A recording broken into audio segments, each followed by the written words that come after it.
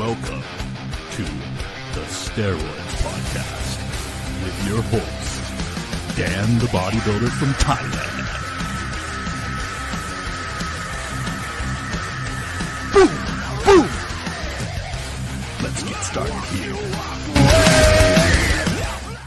The Steroids Podcast is brought to you by Ultimate Guide to ROIDS, 109-page ebook by Dan the Bodybuilder from Thailand. Now, for the first time in bodybuilding history, you have someone with no corporate interests and no obligation to please anyone, not walking on eggshells to not offend. Ultimate Guide to ROIDS gives you the information, the whole truth, not a full truth and a half truth, full truth. Ultimate Guide to ROIDS gives you the keys to the Lamborghini, gives you the information, and lets you decide what to do with it. It's a crime this information has been suppressed this long. Now let's get on with the podcast. First question for today. Stu asks, please answer this. What the fuck do I do to mitigate mental health effects on Tren, or will I be a slave to them forever as I go above 200 milligrams weekly? I've tried my 5-HTP, ashwagandha, melatonin stack, and it just doesn't seem to achieve anything. Thanks, Dan.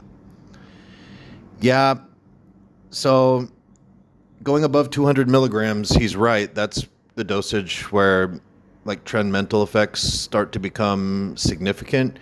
Usually like 300-400 milligrams per week is still tolerable and everything.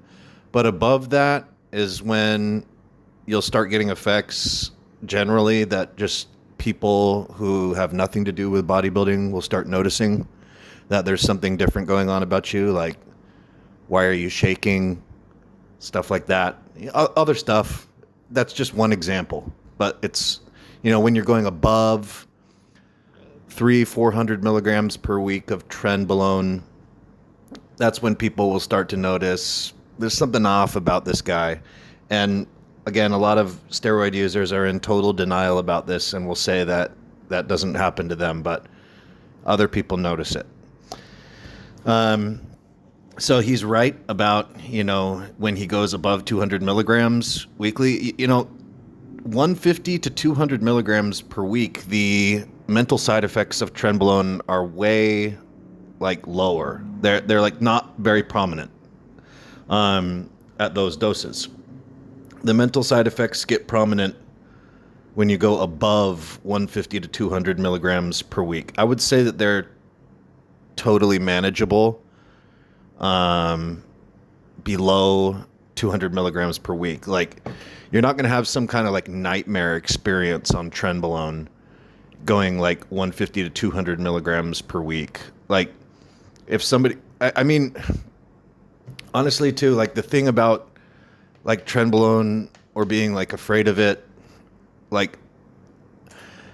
it's not going to really jump out at you really and be oh, it's so horrible or something. Really, I've tried to emphasize this in the past, but it's something that for people who are using Tren repeatedly and they're on it a lot of the time, because a lot of bodybuilders, it's every cycle they do, they're using Tren.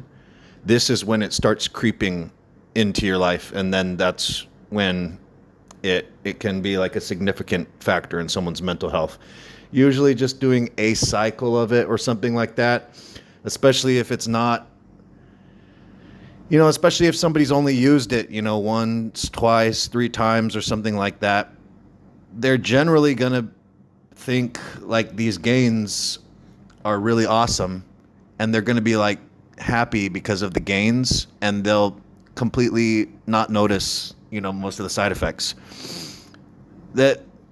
I would say that it's more of a long-term thing with the trenbolone and the side effects. The more time that you're on it, the more you become aware of what it's doing to you. And I mean, that's how it is even with testosterone and everything too, because testosterone makes you more aggressive and shit, and has other effects on your personality. And it probably took me 10 years on steroids to start admitting to myself that it was doing that. But yeah, you've tried a stack of supplements, 5-HTP, ashwagandha, melatonin to help chill you out. I would definitely put in N-acetylcysteine and vitamin B12 with that too, because both of those substances are going to clear up oxidative stress on your nerves, and they're both like calming substances. B12 stimulates GABA release, and N-acetylcysteine has a major calming effect. I mean, that's one way that you can get rid of anxiety like pretty acutely, is to use around 3,000 milligrams of N-acetylcysteine per day, like split twice a day, three times a day or something like that. And there's pretty significant anti-anxiety effects to that. And that's been validated in studies adding N-acetylcysteine to SSRIs, antidepressants, etc. Same thing with the B vitamins. There's been a lot of, well, not been a lot, but there's been a decent number of studies using adjuvants with antidepressants and seeing if the adjuvants, something like vitamin B12 or something like N-acetylcysteine, has an additive or synergistic effect with the classical antidepressant drug. So, I don't know. You're not going to be able to mitigate the mental effects of Tren. Luckily, for somebody to use Tren like when they're bulking, like you really don't have to use a big dose in order to get the benefits to it. I really believe in bulking on what I've told you guys before: Testosterone, Primobolan, Deca, Equipoise. Testosterone, and then picking one or two of those anabolics or all of those anabolics and putting them in, stacking them with the testosterone, and then using orals to break plateaus. And then what you can do with the Tren is, like you said, you don't really have bad mental side effects under 200 milligrams per week. And I would agree with that, like on average. So this, when you just add that little bit of Tren to your regular anabolic cycle, you get a massive increase in gym performance and gym aggression that the other steroids are not going to do to you. So it's going to take your workouts to another level. It's going to enable you to train in a way that you could not train without that hormone in your system to put 150 or 200 milligrams of Tren into your cycle. So it's going to take what's happening in the gym, your training intensity, it's going to help it go harder, okay? So what I think is a perfect cycle is something like, for a very serious bodybuilder, would be something like 1,000 plus milligrams of testosterone, 1,000 plus milligrams of primobolan, and then something like 200 milligrams of trenbolone enanthate per week, or 50 milligrams of trenbolone acetate twice a week or 3 times a week or something like that. And the person could also use Deca or Equipoise with that. And, you'll hear like on internet forums or just like people repeating what other people have said on YouTube or whatever. You'll hear things like, oh, you can't stack Deca and Tren, but all of the guys who are at the top stack Deca and Tren, okay? That's the rules for the beginners. So that, it's testosterone and Deca. That's how muscle has been built for a long ass fucking time, okay? And primobolan, okay? And Equipoise. And then D-balls and anadrols, okay? These help you get your lifting performance up at the gym. Like we talked about in the last podcast, you guys have got to be doing in the gym 2 months from now what is impossible for you to do this month. You have to be continually doing more. And, if you're using the same weights in the gym this year as you were last year for your lifts, you basically look the same. And, these things just go with each other. So that's how I believe cycles should be set up, how I believe they work the best, how I believe you get the best mental effects from them. Everyone knows also too that, big bodybuilders are like not normal people. If you know any big bodybuilders personally, you'll know that there's a lot of things that you could say are off about someone like that. And a lot of it has to do with like using high amounts of these hormonal substances that affect your brain. They affect your brain. Whoa. Surprise! A girl on her period acts different because of hormones. A guy on steroids acts different because of hormones. Surprise! And the trenbolone is the one that is the worst for that. It gives you all the stereotypical side effects of steroids that are like, they say, don't do this because you don't take steroids because you're gonna have a nightmare or something. Trenbolone is gonna give you, those classic side effects, and not all the time, but it certainly pushes things in that direction. And then the other thing too with the trenbolone is you get more of the gains that you're thinking of that you're going to get when you think of steroids, when you haven't taken steroids yet. When you're thinking like, what do steroids do? What kind of gains does steroids give a person? You're thinking of trenbolone when you're thinking that. You're not thinking of like 500 milligrams of test or something. You're thinking of what trenbolone does. If you're a non-steroid user and you're imagining what steroids do or what they would do to your body, you're imagining what trenbolone would do to your body.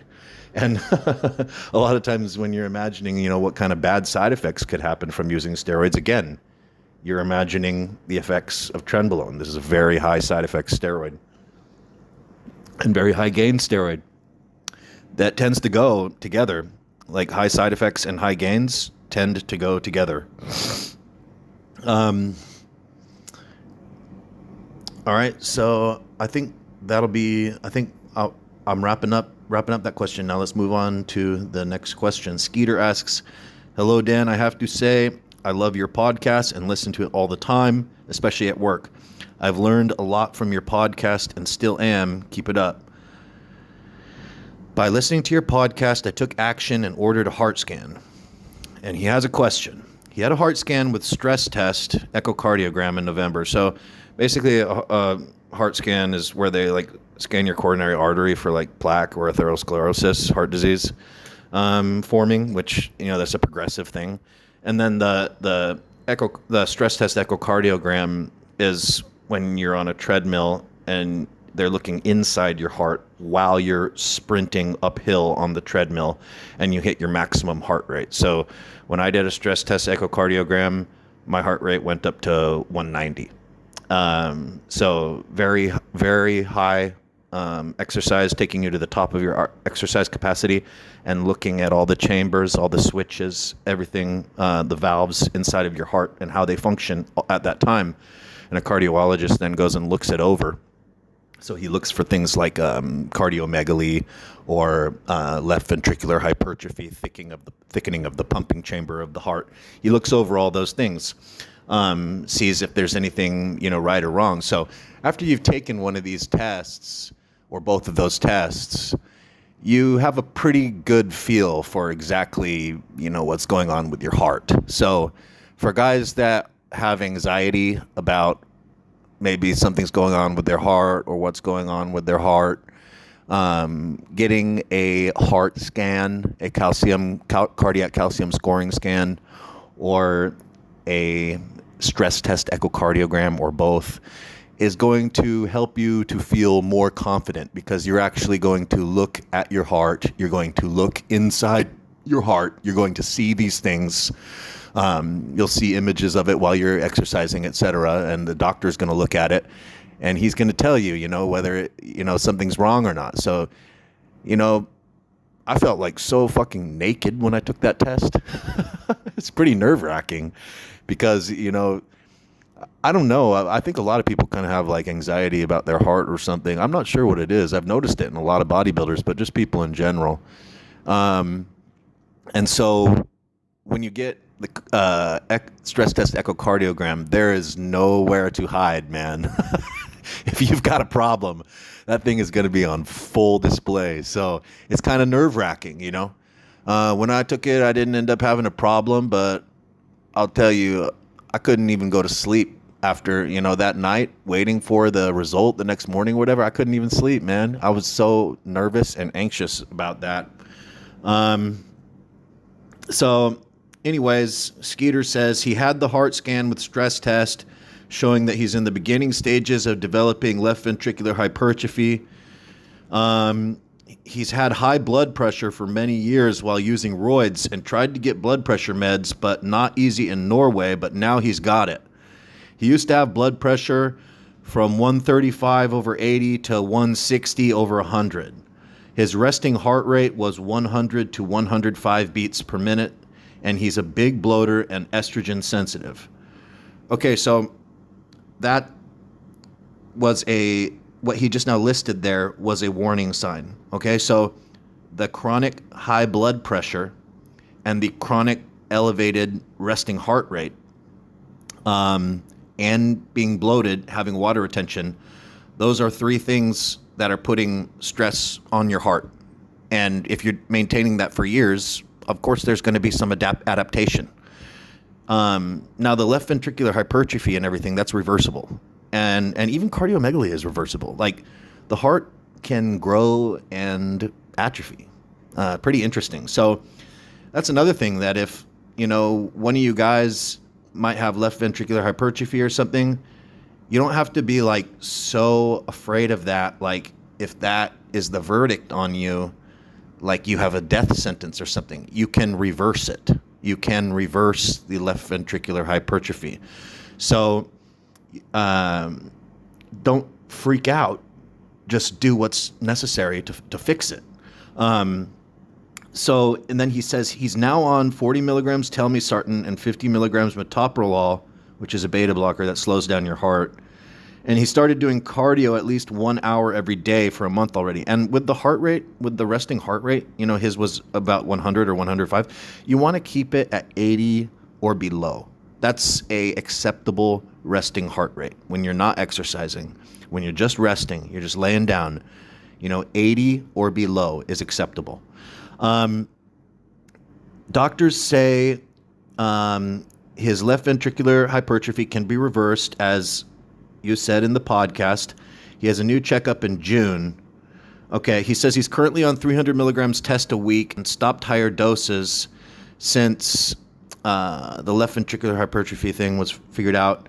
He's done blood tests. He said he loved using Tren in his younger years for like 6 or 7 years. He said he's been using ROIDS 6 to 7 years total and loved using Tren in the younger years. Okay. Nutrients are on point and eat all the right things. So to his question, he stopped his cycle of 600 Deca, 900 test with D-ball and Winstrol in November after the scan. Now he wants to cut down some fat and keep muscle, but not sure about taking a new cycle. I already stay away from Tren, but are there other compounds I have to stay away from? Stimulants are no-go, as well as Tren. He's 174 centimeters, 102 kilograms, and wants to get down to 90 kilograms and stay there. He was thinking of test only, 600 milligrams per week, but wants to add something extra, like Equipoise, Deca, Primo, or Winstrol. It says, keep it up, Dan. Best fucking podcast there is. Greetings from Norway. Okay, yeah, so I would keep it conservative until you fix the problem. So you said you've gone off the off cycle, and you've got your blood pressure under control now, and you've got your resting heart rate under control now. So now it's like you've taken these stressors off that were causing you to have a problem before. And I recommend that you stay off of those stressors. You keep the good resting heart rate, you keep the good blood pressure, and you stay, on TRT like you are now, instead of blasting until the problem is good. the left ventricular hypertrophy that he said it was very slight. So it was just the beginning stages of it. So if it was me, I would definitely want to arrest that from progressing any further and reverse it. And then after you reverse it and you're all nice and healed and everything, then think about doing another blast or something like that. That's what I would do. And again, it's not going to take like, a decade or something for it to reverse. Like, the body changes when you put stressors on and when you take stressors away. I mean, I've even seen really interesting data of guys with significant left ventricular hypertrophy from steroid use, discontinuing steroid use, and having their hearts go back to completely normal. So again, like, the heart is an organ that is not static. It can change. So if it sounds like you've done a little bit of damage, and you should now let it heal before you go and do something that might be stressful again. And it sounds like you've been making real good choices so far. Keep that up for a few more months. You've got another appointment in June to see, what's going on, to see, if it's healed. So I think that sounds great. Okay. Next question from Mick. Hey, Dan, just want to say I'm a massive fan of your work. I'm getting through all the podcasts starting from the beginning and going to buy the book, Ultimate Guide to ROIDS. I have listened to a few later episodes too, though. A question, if I can. What kind of results can I expect out of my first ever cycle? Been natty for life. For my own expectation management, based on that I've been powerlifting for the last 4 to 5 years, I'm kind of strong. 265 kilogram deadlift, well, that's more than 500 pounds, 220 kilogram squat, 130 kilogram bench press, that's more than 3 plates. Sorry, that's not more than 3 plates. That's almost 3 plates, that's like 295. But don't inherently appear strong. I've always struggled to lose midsection fat, 36 years old. I'm not small, but not big either, at 107 kilograms. My diet isn't 100%, but definitely not too bad. I usually meet macros for surplus and indulge in a bit of Dirty Bird, KFC, every now and then. He's in it for the long haul and hoping to look like someone who lifts. Do you think test on its own will help to start? Looking at 500 to 700 milligrams per week with Arimidex. If I could get your thoughts, I would massively appreciate it, man. Yeah, so you are at a good strength. That's a good deadlift and a good squat and a good bench. With those numbers, you're stronger than, like all the naturals pretty much at your local gym. Not all the naturals on the internet, but probably at your local gym. So you're doing good. And you know what? If you do want to get a lot further, anabolics are going to be being used. So you want to use test only. And I did too on my first cycle. And really, on my first cycle, I was still in that thing, where I was like, well, I just want to be natty, but just do this one thing, because I wanted to be like Matt Ogus, but I hired his coach. And that was when I realized that Matt Ogus was on steroids. And so then, in order to get that body, I'd have to take steroids. So then I fired Matt Ogus's coach, and then I started 600 milligrams of testosterone. But after a month of that, I was probably a little bit further away from my goal than when I started the cycle. Because the testosterone made me bigger, and it made me stronger, but it made my whole body bigger, and it made my whole body more bloated and shit. And so it would have taken multiple more months for me to start building up more muscle mass, so that there was serious non-water retention protein tissue muscle mass increase that was outweighing some of the bloat increase that I was getting. Because when you take steroids and shit, your face gets bigger, especially when you take testosterone Deca or something, your face gets bigger, and people might even think oh, you gained some fat or something like that. So anyways, after the first month on my testosterone 600 milligrams only cycle, I was actually feeling pissed. I was feeling gypped, and I was feeling this is not what I expected, because what I was expecting was what we were talking about earlier, where before you've used steroids, what do you imagine steroids are going to be like? Well, you imagine that they're going to be like the way that Tren is.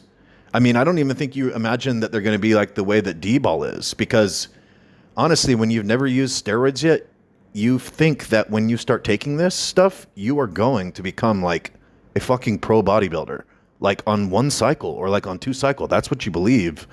And you also think that when you start taking it, your body is just going to start like fucking transforming, just like losing fat and gaining muscle and strength. And like, you're not even having to do anything. You really believe before you've used steroids that you, from using any steroids, from using 600 tests, whatever, is going to get you like, insane results. And that's not the case, actually. In a month, you're going to get bigger, you're going to get a little more bloated and a little more stronger. And people are going to notice you got a little bigger and maybe think you maybe got a little fatter or something too, like that. Like it's just that the expectations are, and that's the reason why even there's this podcast and everything, is because there is so much more to it than just taking the steroids or just going to the gym. Like that's one of the reasons why it's like, yo, don't use ROIDS unless you're like really serious about gym, because if you're not going to have the discipline and the motivation to do the training the way that you have to train in order to make serious gains. And you're not going to have the motivation or the desire to eat the way that you have to eat in order to make serious gains. Because you can take as many fucking steroids as you want. You can take as many damn steroids as you want. And if the training and the diet are not on point simultaneously, they're not going to do jack shit. And what I mean when I say diet and training on point simultaneously, I mean you're doing training that is making you be able to do more weights for more sets, for more reps on the same exercises that you did today, 1 month from now. And when I say diet on point, I mean that if you're trying to gain muscle, you are gaining body weight on the scale. And if you are trying to get lean, you are losing body weight on the scale. All right? So that's what I mean by training and diet being on point. It doesn't mean you trained hard. It doesn't mean you went into the gym and you gave it a hard effort. You're just not trying hard enough. Or just not pushing myself enough. Okay? That's not it. That's not it. You have a strategy that works for increasing your gym performance, getting better numbers on the lifts that you do a month from now than the numbers that you have today.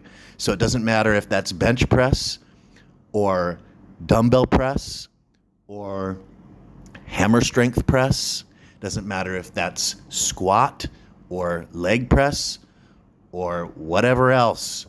You have to be increasing the numbers, the amounts of weights, the amounts of sets, and the amounts of reps that you can do. You have to be increasing that and being able to do what is impossible for you next month in order to make gains this month, okay? You have to be on that road, getting better. That's what I mean when I say training and diet must be on point. If you're not willing to train in a way that is going to be causing those results, then, oh man, a lot of people are taking steroids, but then they're training for their mental health or something, and they're training the way that they want. A lot of guys can't even step foot in the gym without taking drugs and getting high before. They have to take pre-workout drugs in order to get high and go to the gym. They just don't have the motivation without it. They say they love the gym, but from what I see, they fucking hate it. They can't even get in the fucking gym without taking drugs. So I just see, because, there's so many people out there who want to be successful in the gym. It's amazing. It's amazing how many people are trying and how many people are failing. It just shows how horrible the information is about how to do it. And it shows how horrible the motivation is. And how much lack of, willing to do what is necessary and, stubbornness on, doing what someone wants to do instead. The results of the commercial gyms, and when you walk in and you see what everybody's doing in there, how everybody looks, those show what the situation is. So I think let me look at this question again. What kind of results are you expecting? Okay, so I pretty much summed that up pretty good for what kind of results you could be expecting. With 600 milligrams of testosterone only cycle, you could be expecting to get bigger. You could be expecting to get stronger, and you could be expecting to look more bloated, and you could be expecting to make the gains that you believed that creatine would give you before you ever used creatine. When you first found out about creatine and you're thinking, oh shit, I've got to get that stuff because look at these gains that it can give me. I just read about it. Okay, 600 milligrams of test is going to give you the gains that you thought you deserved from creatine. All right? If you want to get more like extreme results or like looking not natural, looking freaky, well, unnatural hormones are going to be involved with that. Looking freaky, looking unnatural. Unnatural hormones are what give those looks. Bodybuilders don't look that way because they have big muscles. Bodybuilders look that way because they have big muscles, and those muscles are on not natural hormonal drugs that make the muscles be a not natural shape while those drugs are in their blood. That's called the cosmetic effect of steroids. So in order to get more of that, because he says he wants to look like someone who actually lifts, okay? But he's already lifting a lot of weight. So what does that tell me? It tells me that he wants unnatural looking muscles. He's seen bodybuilders on steroid cycles, like me, like anyone, and me when I was a young guy before I ever went to the gym, I wanted to be a bodybuilder. Okay, I didn't want to have a good beach body. I didn't want to go to the gym and look like a Hollister model or something like that. I would have joined the water polo team if that's what I wanted. I went to the gym because I wanted to be like Arnold Schwarzenegger and like Franco Columbu. And, I wanted to be a bodybuilder. That was the reason why I joined the gym. And so obviously I wanted to have unnatural looking muscles. I didn't know that at the time, but I wanted unnatural looking muscles. And actually when I watched the 1996 Olympics, that was the first time that I ever saw bodies on steroids. And I was absolutely fascinated by the men's gymnastics competitors in the 1996 Summer Olympics. And so that was the first time that I really saw steroid users, and that was the first time that I really went, I need to get like that. Okay, so if you want to get more of that unnatural looking muscle, then adding in unnatural hormones is going to really like streamline you to that. So using something like trenbolone, and again, you don't have to use a lot. Anywhere from 50 to 100 milligrams every other day of acetate, or 1 to 2 milliliters per week of enanthate will get the effect. Or you could use Winstrol, 50 milligrams per day. That would do it too. Or Anadrol, 50 milligrams per day. Or D-bol, 30 milligrams per day. Or Primobolan, 700 to 1,000 milligrams per week. Again, Primobolan is not cost effective. It works really good, and it's not toxic. And it does give the look. It gives the unnatural muscle look, but it is only effective like that at high doses. So that's sort of the plus and minus there for Primobolan. But yeah, I think I pretty much told you now the expectations and what you could do to more make the results be more like your expectations. All right, now I'm going to tell a quick story that is kind of a funny story, okay? So when I first went to Thailand the first time I went to Thailand,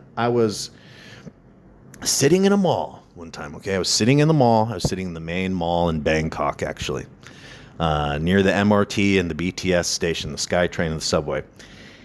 And I was eating lunch at the food court, and a man approached me and asked me if he could sit down next to me to eat lunch. And I said, yeah. And he said, you're looking really big. You're looking really huge. I've always wanted to be like someone. I've always wanted to look like you. You know, he was very polite, and he gave like he was flattering a little bit. And then he said, how do you do it? And you know, so I said, well, you know, you've got to get good at weightlifting, and you've got to take steroids. And and I said, I take steroids, you know. And he said, oh, really? And he said, well, how do you do it? You know. And I said, oh, well, I give myself an injection or something. So, anyways, he wanted to take steroids. He wanted to know all about how to take steroids. So I told him, you know, what someone would take. And so he wrote down like a list of, you know, he basically like cold approached me in the mall to figure out how to take steroids. Okay. And so we kind of, you know, like wrote down a little, you know, I'm just eating lunch here. So I just like, whatever. Yeah. I'll just, you know, what do you need to do a first cycle? And it was like 600 milligrams of testosterone cypionate and 30 milligrams of D-ball per day. And then Arimidex. And then the type of syringes, I think it was like, you know, like 3 milliliter syringes with like 18 gauge for draw, like 23 for shooting. And then I like circled a couple of like injection depots, you know, like showed him like, you know, like this is where you'd put it or something, you know, like on a diagram. And then I didn't hear from him again until 4 months later. And 4 months later, this dude sends me a text message with a photo of him. And this dude turned into a different person. Turned into a different person. So I knew right away that he got carried away with what he was doing. Because giving someone 600 milligrams, if someone is taking 600 milligrams of testosterone and 30 milligrams of D-ball, they can't make progress like this in 4 months. Okay, so he had gone from just looking like your average natty who goes to the gym regularly to looking like, kind of looking like a gym god, actually. And like, you know, he had size, and he was completely ripped, and he was strong too. And I said, what did you do? Were you taking what we discussed? And he said, no, I really liked it, so I wanted to try more. And I said, well, what were you doing? And he said, well, the 600 milligrams of test, I was taking that 3 times a week instead of once. And the 30 milligrams of D-ball, I just took 100 milligrams of D-ball per day. So for his first cycle, he was taking 1,800 milligrams test cypionate and 100 milligrams of D-ball per day. And he did that for 4 months. And he, you know, had this really shocking transformation, which isn't a surprise. That's a very strong cycle of anabolic androgenic steroids to be using. That's a very high amount of firepower. And I'm sure he had like blood pressure issues and shit too. Like, you know, we didn't talk about, you know, what possible effects else there was, you know, because you can't do any of this. None of this stuff happens without any consequences at all. There's consequences to fucking everything you do. But anyways, he did achieve the first cycle like dream that, you know, a lot of people want to do. And I think that it also, he was like somebody who did not get a lot of steroid side effects, because a lot of people would not be able to do that, would not be able to take 1,800 milligrams of testosterone and 100 milligrams of D-ball together. They would have uncontrollable estrogen, gyno, water retention, blood pressure crisis, etc. But this guy just didn't. And I've known other guys like that too. I've known other guys who take astronomical amounts of roids that I know that I couldn't take myself. because of the side effects that I would get. But they just have no side effects. They just have no side effects. Guys I know. They just have no side effects. They're built different. You know, not everybody can drink the same amount of alcohol. Some people can drink more than others without falling over. Okay. The same is true with gear. The same is true with gear. So, yeah, this guy had a crazy cycle. You guys that are thinking of your first cycle, you know, I really think that the way that I set it up for that guy, like 600 milligrams test, 30 milligrams D-bol will get most people what they're looking for without being overboard and just completely diving in like that, going on a huge steroid cycle. It's better to ease into that, I think. It's better to ease into that rather than jumping into that like that. But yeah, anyways, that's what happened with him. Okay, so now we get on to our next question. Joey asks, I'm about to add HGH to my cycle for the first time. I'm going to run 700 test, 500 Deca, 50 milligrams D-bol every other month, and HGH will be 4 IUs a day. I don't compete, so I'm just looking for all the extra benefits HGH adds to steroids and your overall health, better sleep, and making your steroids more effective. Do you think HGH at 4 IUs a day is too low of a dose to make your steroids more effective? What was your daily dose, Dan? Last question, have you heard of people staying on HGH at a low dose for life along with TRT? What are your thoughts on this? Okay. Before I started utilizing pharmaceutical grade growth hormone, I had used various different kinds of generic growth hormone with bad results. And then after I had used pharmaceutical grade growth hormone for 1 year straight, nonstop, I went back to generic growth hormone and tried to use mega doses of it. And it was tested generic growth hormone. And I tried to use mega doses of it and had really bad results and really bad side effects.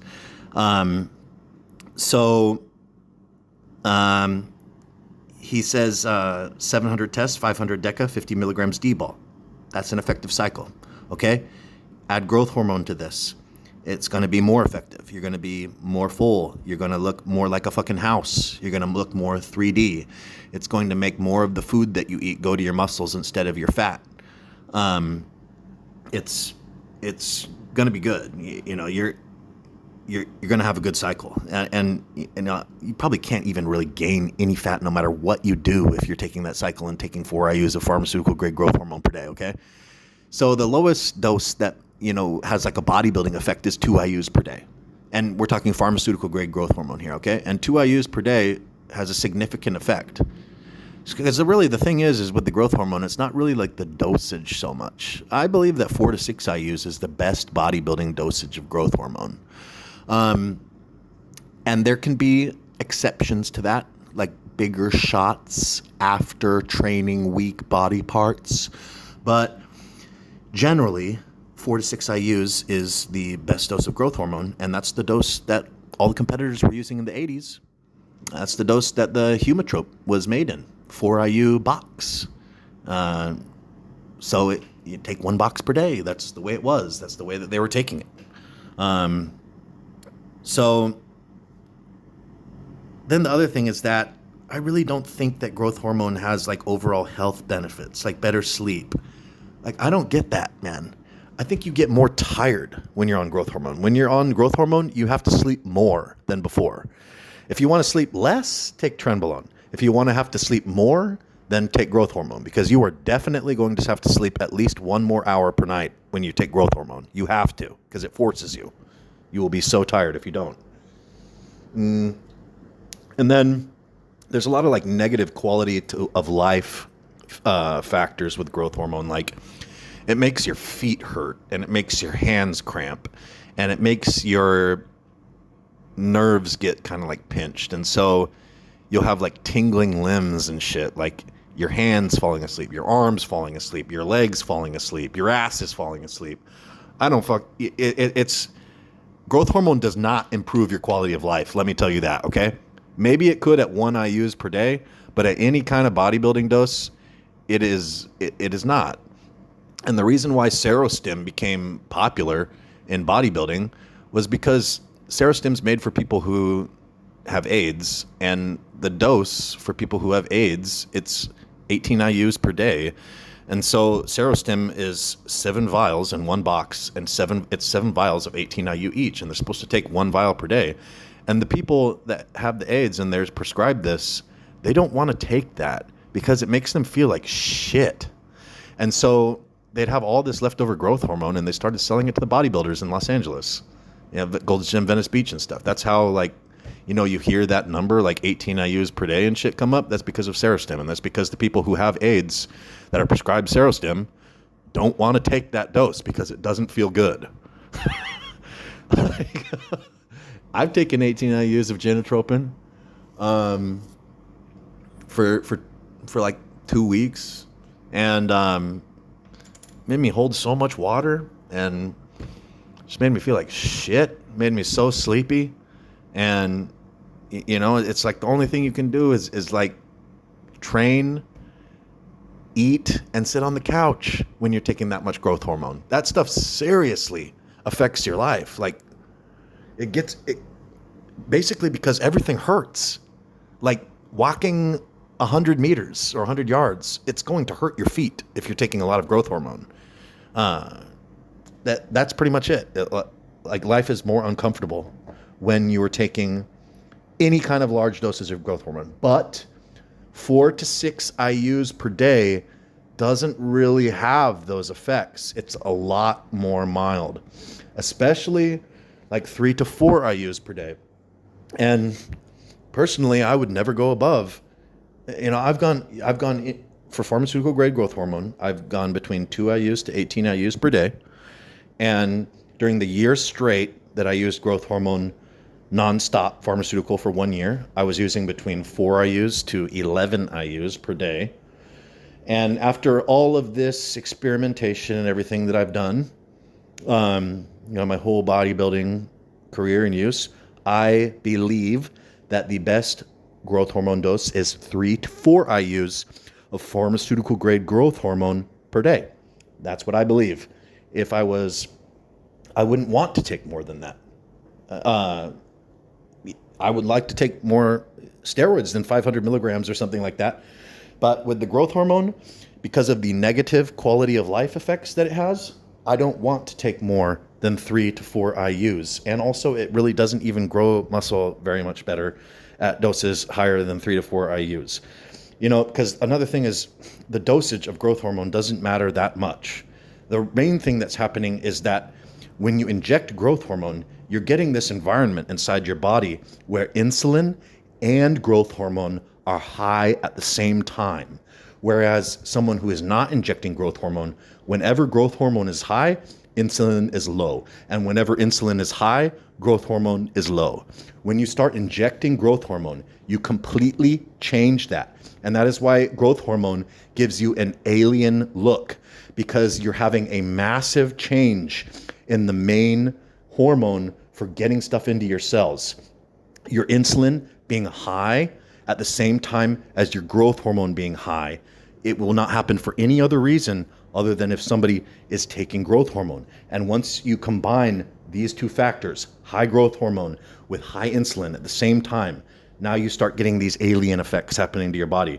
And that's what growth hormone is best at doing, is making the person look more like an alien, making the person look more like they've left the human species behind. It creates a weird look. It creates a freaky look. It creates a alien look. And it's very easy to do this with pharmaceutical grade growth hormone. It happens like that. Okay? It happens in days.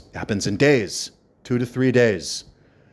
But with generic growth hormone, there's things that people say about like, it takes it takes months or years to start working or something like that. Okay.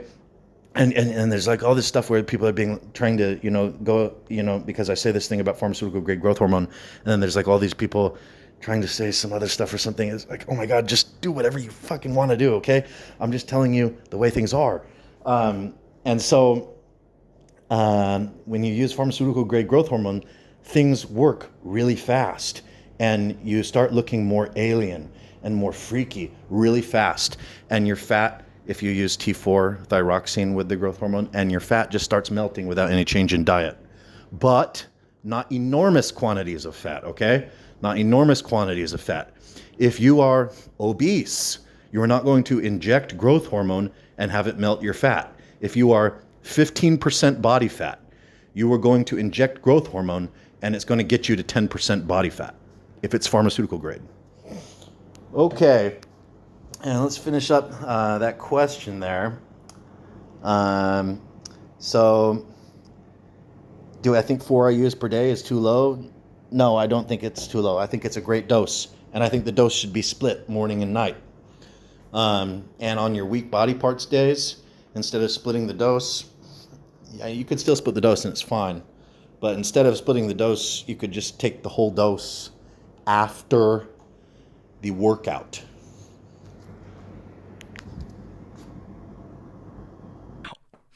All right. So that's going to be the last question for the podcast today. It's fun talking to you guys, and I'll be coming up with another episode for you guys real soon here. So make sure to go pick up Ultimate Guide to ROIDS, 109-page ebook by Dan the Bodybuilder from Thailand. You know, if you just go to bodybuilderinthailand.com, it's I think it's the first article on the homepage where you can check it out and read like 20 pages. It's definitely worth it. It's my best content. You know, if you like the podcast, the book will blow you away.